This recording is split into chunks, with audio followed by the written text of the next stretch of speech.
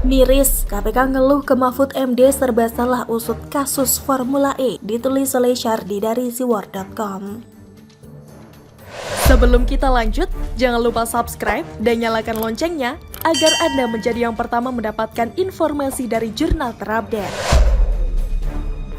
Mungkin sebagian dari masyarakat sudah lelah dan bosan menunggu episode terbaru dari drama pengusutan kasus Formula E oleh KPK. KPK terus mengusut, tapi publik tertawa dan lebih yakin kalau KPK hanya mengendus kasus ini. Sebenarnya KPK serba salah karena menjadi korban dari framing tak sedap dari buzzer-buzzer Anies yang super lebay. Katanya sih KPK terus mendalami kasus dugaan korupsi penyelenggaraan balap Formula E, tapi hingga saat ini belum ada penetapan tersangka. Menko Polhukam Mahfud MD mengaku sempat mendapat keluhan dari KPK. KPK serba salah ketika akan mengusut kasus Formula E, tapi selalu dikaitkan dengan Anies. Itu saya tanya, Anies kok jadi ribut mau dipanggil KPK? Nah, KPK-nya itu bilang begini, Pak, kami ini serba salah setiap kami mempersoalkan dana Formula E dan sebagainya, lalu dituduh mempolitisasi Anies. Padahal tidak urusan ini dengan Anies, ini temuan BPK, kata Mahfud. Akhirnya pengiringan opini ini berhasil dan menjadi liar di telinga masyarakat. Ini membuat KPK dicap seolah sengaja melakukan framing untuk menjegal Anies. Apalagi saat ini Anies akan nyapres. Apalagi saat ini situasi bakal makin sulit bagi KPK karena Demokrat dan PKS baru-baru ini memutuskan mendeklarasikan Anies sebagai capres. Padahal KPK semata-mata hanya menjalankan tugas. Tapi saat ini posisi KPK makin sulit, jauh lebih sulit dari sebelum Demokrat dan PKS mendeklarasikan Anies. Memang sih, kadangkala isu politik macam-macam kalau partai ini semuanya seolah menjadi pasien KPK lah, kata Mahfud. Intinya Mahfud menegaskan sebagai perwakilan dari pemerintah tidak pernah melapor kepada Presiden untuk melakukan jegal-menjegal. Jika terdapat opini demikian, maka dipastikan hal itu hanya tafsir publik. Tidak ada sama sekali, itu tafsiran publik saja. Saya tegaskan ke KPK, kalau Anda mau menindak siapapun jangan pertimbangan politik. Saya bilang pokoknya kalau hukum tegakkan tanpa pertimbangan politik, tidak usah tanya ke pemerintah, kata Mahfud. KPK sebenarnya terlampau lamban dalam mengusut kasus ini. KPK kalah lomba dengan pendukung Anies yang duluan membuat drama play victim. Mereka berhasil membuat kesan bahwa KPK adalah musuh yang sengaja membidik Anies agar gagal nyapres. KPK kecolongan, jadinya serba salah. Sekarang Anies katanya sudah dapat tiket capres karena meraih PT 20% untuk nyapres. Makin susahlah posisi KPK. Mau maju, banyak ranjau yang bertebaran. Mau mundur pun ada ranjau juga karena masyarakat sedang ikut memantau. Jujur saja, buzzer Anies sangat barbar dan tidak malu membuat isu segila mungkin demi memuluskan jalan Anies yang sebenarnya berlubang. Sekelas KPK pun dibikin sempoyongan dan sampai curhat ke Mahfud MD. Tapi apapun itu, KPK harus tetap konsisten dan tegas. Kalau memang misalnya Anies terlibat, hukum harus tetap ditegakkan, tidak ada jalan lagi. Kalau KPK mundur karena takut di framing aneh-aneh, berarti KPK takut dengan tekanan opini dari masyarakat. KPK jangan sampai takut karena ditekan massa. Sejarah sudah membuktikan, takut akan tekanan massa hanya akan menghasilkan kegilaan yang menjijikan. Lihat saja emak-emak di Sumut yang mengeluhkan suara toa, malah dihukum 1,5 tahun penjara. Perusak dan pembakar vihara malah dihukum beberapa bulan saja. Ahok yang hanya bicara apa yang dia alami dipelintir, tapi dihukum 2 tahun karena demo berjilid-jilid penuh ancaman mengerikan. Belum lagi pejabat-pejabat yang banyak memilih main aman ketimbang bertindak sesuai konstitusi. Contohnya isu pembangunan rumah ibadah minoritas. Banyak yang lebih mendengarkan desakan dari pemrotes ketimbang berlaku adil sesuai konstitusi. Intinya mereka main aman supaya tidak ada kericuhan lebih jauh. Kalau KPK takut, ya sudahlah. Anggap saja kasus Formula E ini tidak pernah ada. Atau lebih baik hentikan saja kasus ini dan bilang tidak ada pelanggaran hukum atau merugikan negara. The end. KPK hanya mengeluh, percuma saja takkan menyelesaikan masalah. Tapi biang kerok ini memang disebabkan oleh Nasdem. Gara-gara partai satu ini, iklim politik jadi aneh dan anomali. Mendukung Anies sama dengan memberikan panggung kepada pendukung dan buzzer Anies yang rada stres itu untuk menebar kebodohan. Bagaimana menurut Anda?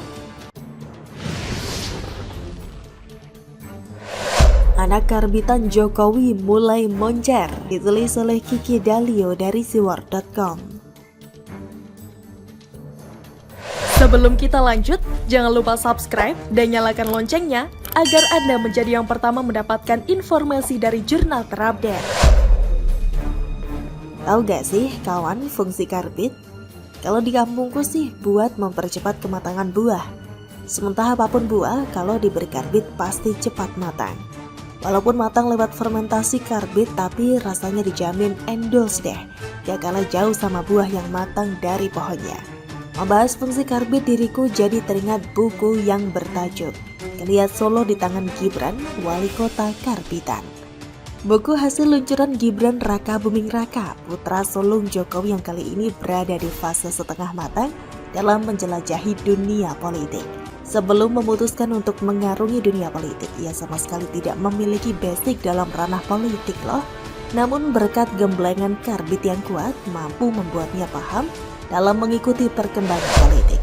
Walaupun ia belum sepenuhnya matang, tapi sedikit demi sedikit kematangan dari Gibran mulai nampak. Bergelut dalam dunia politik matang tidak mudah baginya, karena passion awalnya adalah bisnismen, sehingga perlu banyak mempelajari lebih dalam lagi ilmu perpolitikan Indonesia.